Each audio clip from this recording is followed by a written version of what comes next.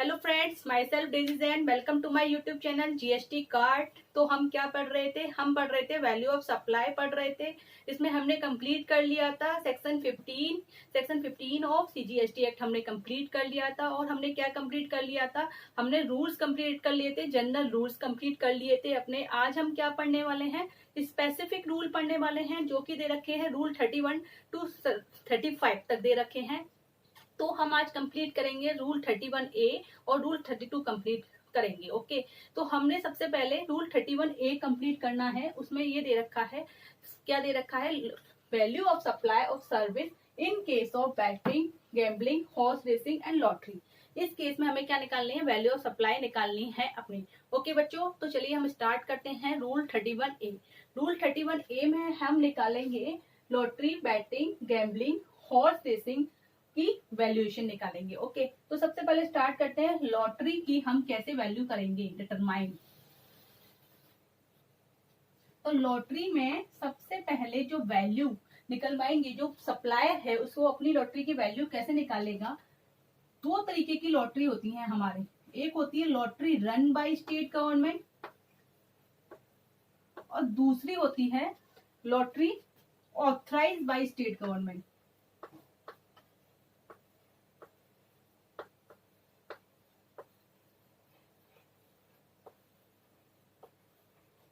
Okay, तो अब difference क्या है रन बाय और ऑथराइज बाय?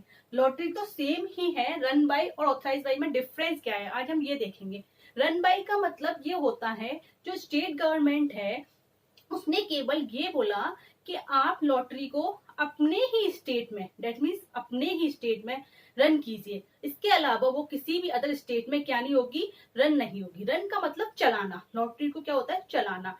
चलाना मीन्स अपने ही स्टेट में हमको क्या करना है? लॉटरी को चलाना है। इसके अलावा हम किसी भी स्टेट में उसको नहीं चला सकते। डेट मीन्स यहाँ पर जो स्टेट गवर्नमेंट ने क्या दिया है? परमिशन दी है या अलाउड किया है टू बी रन, क्या बोला? Allowed not to be sold, allowed not to be sold in any state other than organising state.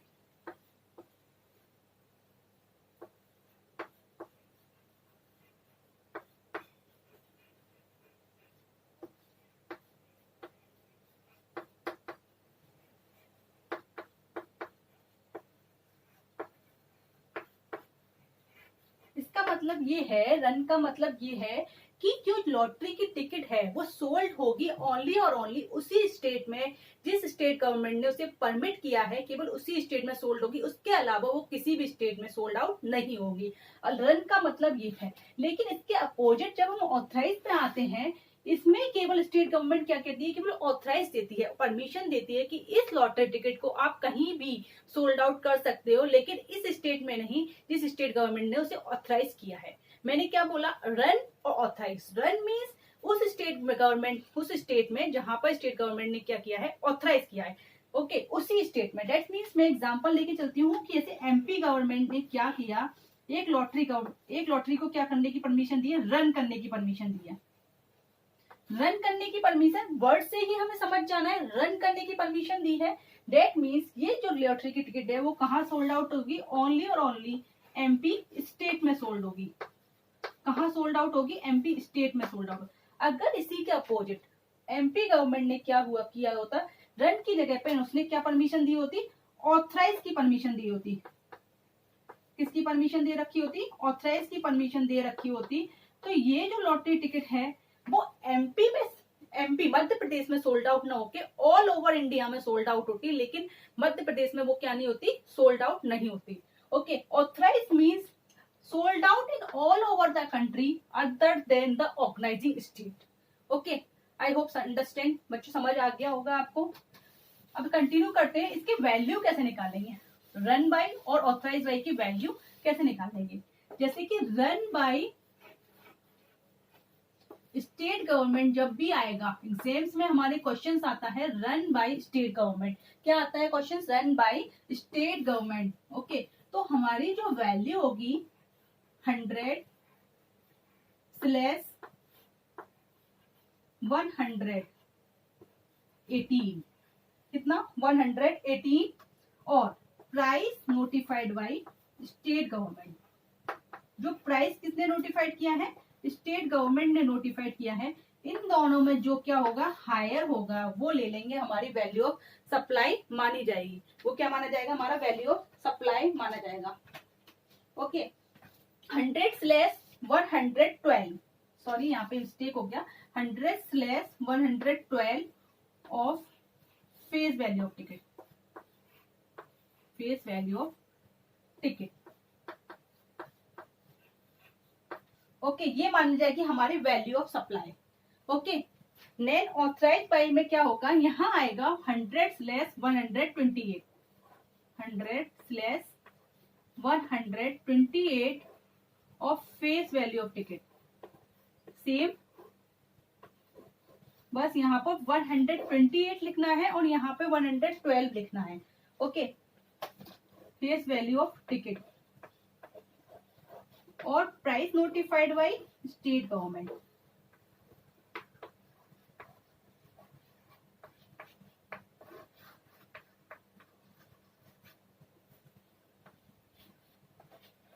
इन दोनों में जो हायर होगा वो क्या माना जाएगा, वैल्यू ऑफ। करते हैं अपने रूल 32 को। रूल 32 में कुछ इस तरीके की सप्लाईज दे रखी हैं, स्पेसिफिक सप्लाई कहा जाता है। जिन सप्लाई को हम क्या कहते हैं, स्पेसिफिक सप्लाई कहते हैं। उन सप्लाई को उन्हीं रूल के अकॉर्डिंग, दैट मीन्स रूल 32 के अकॉर्डिंग ही उन सप्लाई की वैल्यू को हम डिटरमाइन करेंगे। इस रूल को हम क्या बोलते हैं, स्पेसिफिक रूल बोलते हैं।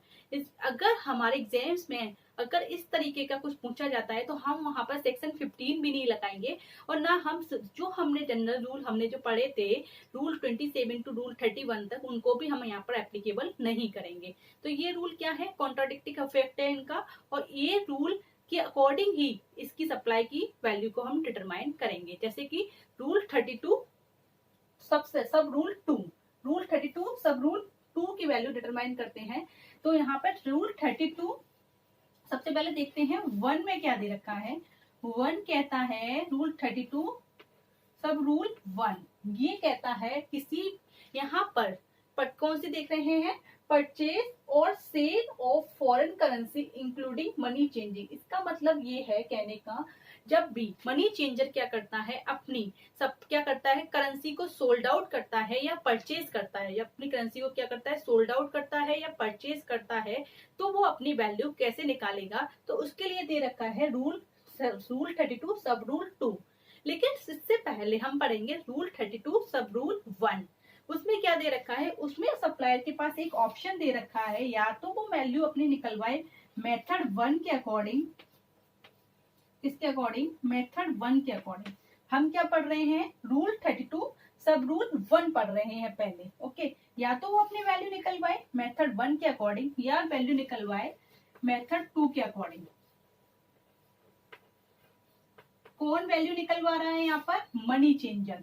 कौन निकलवा रहा है, मनी चेंजर, जो एक्टिविटीज में इन्वॉल्व है इन केस ऑफ परचेज और सेल ऑफ फॉरेन करेंसी की एक्टिविटीज में वो क्या है, इन्वॉल्व है, वो निकलवा रहा है अपनी वैल्यू। तो उसके पास 2 ऑप्शन दिए हैं कि वो अपनी वैल्यू या तो मेथड 1 के अकॉर्डिंग निकलवाए या मेथड 2 के अकॉर्डिंग निकलवाए। अब मेथड 1 क्या कहता है, मेथड 2 क्या कहता है, ये हम देख लेते हैं। लेकिन उससे पहले हम देखेंगे, अगर उसने मेथड फर्स्ट को फर्स्ट ईयर में, मतलब साल के स्टार्टिंग में, बिगनिंग में ऑप्ट कर लिया, तो वो रिमेनिंग पार्ट ऑफ ईयर में उसको चेंज नहीं कर सकता। डेट मीन्स पूरी साल आपको वही मेथड अपने लिए एप्लीकेबल करना होगा। अगर उसने मेथड 2 एप्लीकेबल कर लिया अपने ऊपर, साल के पहले में बिगनिंग ऑफ द ईयर में ऑप्ट आउट कर लिया फर्स्ट मेथड को, तो वो पूरी साल उसको वही मेथड 1 क्या कहता है, परचेज और सेल, परचेज और sale of foreign currency including money changing. Okay,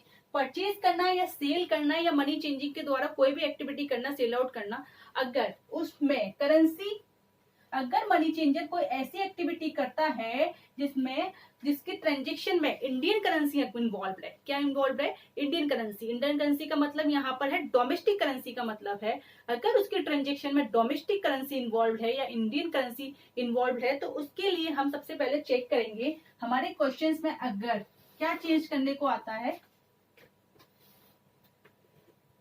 Indian currency to foreign currency, Indian currency to foreign currency, या foreign currency to Indian currency. अगर इस तरीके की कोई ट्रांजेक्शन होती है इंडियन करेंसी से फॉरेन करेंसी में या फॉरेन करेंसी से इंडियन करेंसी, लेकिन इंपॉर्टेंट क्या है, इंडियन करेंसी क्या होना चाहिए, इंडियन करेंसी होनी चाहिए। अगर इंडियन करेंसी होती है तो उसमें हम दो चीजों को देखेंगे। सबसे पहले चेक करेंगे कि उसमें आरबीआई की रेफरेंस रेट दे रखी है या आरबीआई की रेफरेंस रेट नहीं दे रखी है। तो मैं कहती हूँ पहले दे रखी है, आरबीआई की रेफरेंस रेट क्या दे रखी है, दे रखी है। अगर आरबीआई की रेफरेंस रेट गिवन है, RBI reference rate is given, तो हम क्या करेंगे, डिफरेंस निकालेंगे किसका, बाइंग रेट, जिस रेट पर मनी चेंजर ने क्या किया, बाइंग किया, या सेलिंग रेट, या तो बाइंग रेट या तो उसने बाई किया होगा या उसने क्या किया होगा, सेल किया होगा। बाइंग रेट और सेलिंग रेट का क्या निकालेंगे, डिफरेंस निकाल लेंगे, वो माना जाएगा हमारा वैल्यू ऑफ सप्लाई। लेकिन हमें उसमें क्या करना पड़ेगा, बाइंग रेट और सेलिंग रेट का क्या निकालेंगे, डिफरेंस निकालने के बाद हमें क्या करना पड़ेगा, मल्टीप्लाई करना पड़ेगा किससे, total unit of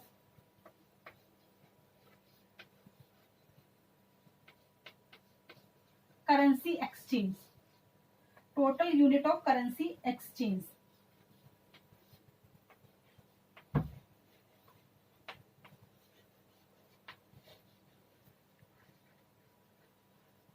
okay, for example, example लेके चलते हैं इसमें।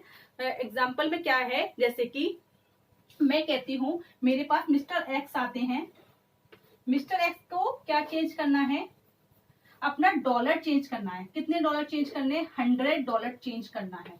किसमें चेंज करना है, इंडियन रुपीस में चेंज करना है। किसके पास जाते हैं मिस्टर एक्स, मिस्टर एक्स जाते हैं मनी चेंजर के पास। मिस्टर एक्स को क्या करना है, अपने डॉलर को चेंज करना है, किसमें चेंज करना है, रुपीस में चेंज करना है।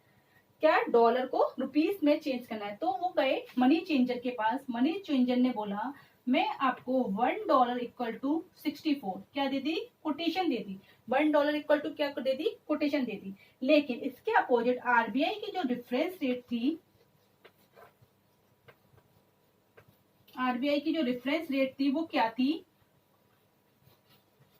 $1 इक्वल टू 65।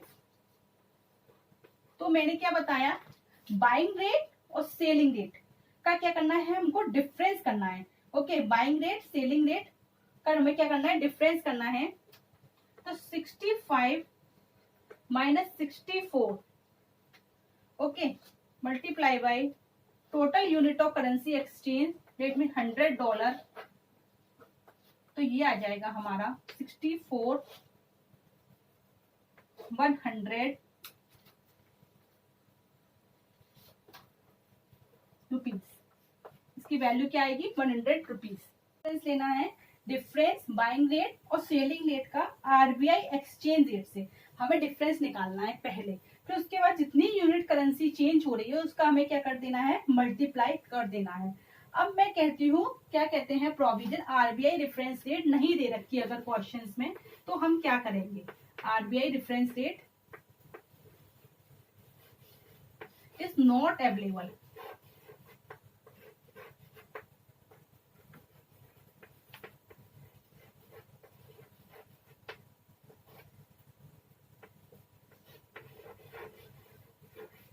तो क्या करेंगे, 1% ऑफ ग्रॉस अमाउंट ऑफ, क्या करेंगे, जितना भी आरबीआई रेफरेंस नहीं दे रखी है तो जितना उसने चेंज किया इंडियन करेंसी में, या तो मनी चेंजर ने उसको इंडियन करेंसी दी होगी, किसको दी होगी, जो भी उसने चेंज कराने आया वो मिस्टर एक्स को दी होगी या उससे ली होगी। तो 1% इंडियन करेंसी का 1% of gross amount of 1% of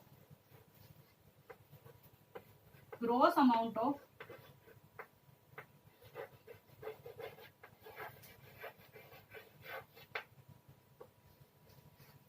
currency exchange, 1% of gross amount of currency exchange, okay, या तो उसने रिसीव की होंगी या क्या की होंगी, प्रोवाइड की होंगी, ऑफ इंडियन रुपीज,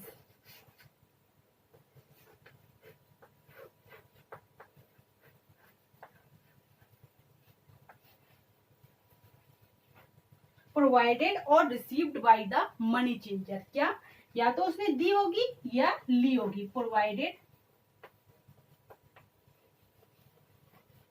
और received by the money changer, उसका हम क्या निकाल लेंगे, 1% निकाल लेंगे बाय मनी चेंजर।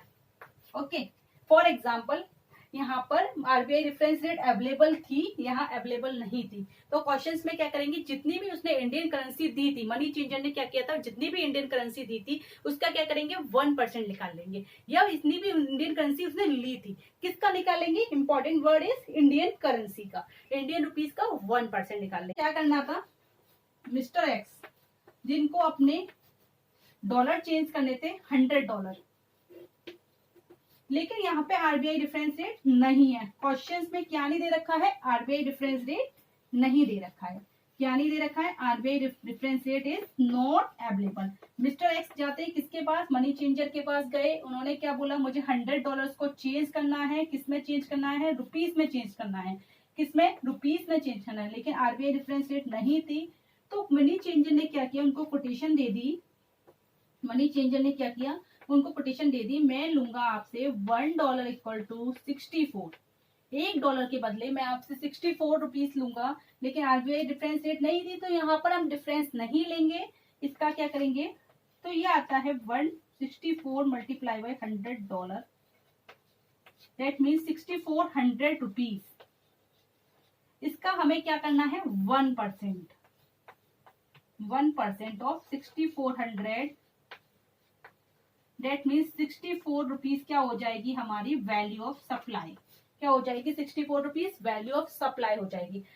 अब मैं कहती हूँ ना, तो कोई भी ट्रांजेक्शन में क्या है, अब कोई भी इंडियन करेंसी इन्वॉल्व नहीं है, मीन्स हमको क्या चेंज करना है, कोई भी इंडियन करेंसी नहीं आ रही, ना इंडियन रुपीज से डॉलर चेंज हो रहा है, ना डॉलर से रुपीज चेंज हो रहा है, ना पाउंड से रुपीज, ना रुपीज, यहाँ पे इंडियन करेंसी का इन्वॉल्वमेंट नहीं होता है। तो हमें रूल्स क्या बताता है, चलो वो भी देख लेते हैं। देखते हैं हमारी जब करेंसी कोई भी इंडियन रुपीज में चेंज नहीं हो रही है, मैंने क्या लिखा है, नाइदर, ना तो कोई इंडियन करेंसी का इन्वॉल्वमेंट है यहाँ पर, ना कोई डोमेस्टिक करेंसी का इन्वॉल्वमेंट है। मैं कह रही हूँ यहाँ पर जो चेंज हो रहा है वो पाउंड से येन में चेंज हो रहा है, ठीक है, या यूएस डॉलर से किस में चेंज हो रहा है, पाउंड में चेंज हो रहा है।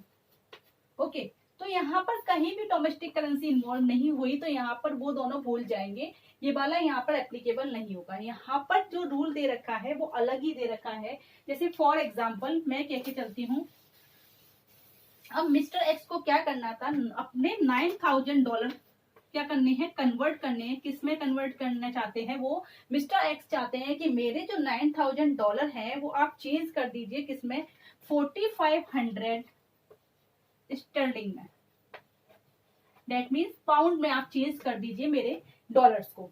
तो यहाँ पर जब ये मनी चेंजर के पास जाते हैं, वो तो इंडियन मनी चेंजर है, वो तो नहीं करने वाला, उसके पास ना तो डॉलर की कोटेशन है ना उसके पास पाउंड की कोटेशन है।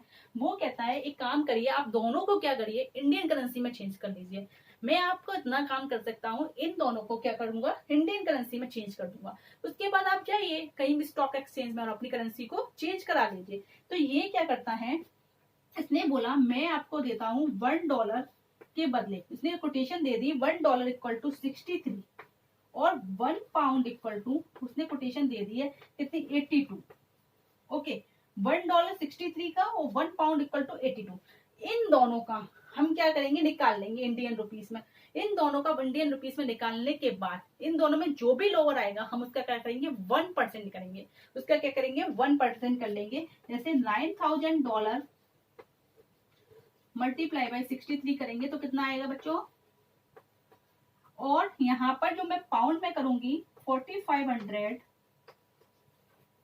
पाउंड मल्टीप्लाई बाय 82, तो ये आ जाएगा 5,67,000 और ये आ जाएगा 3,69,000।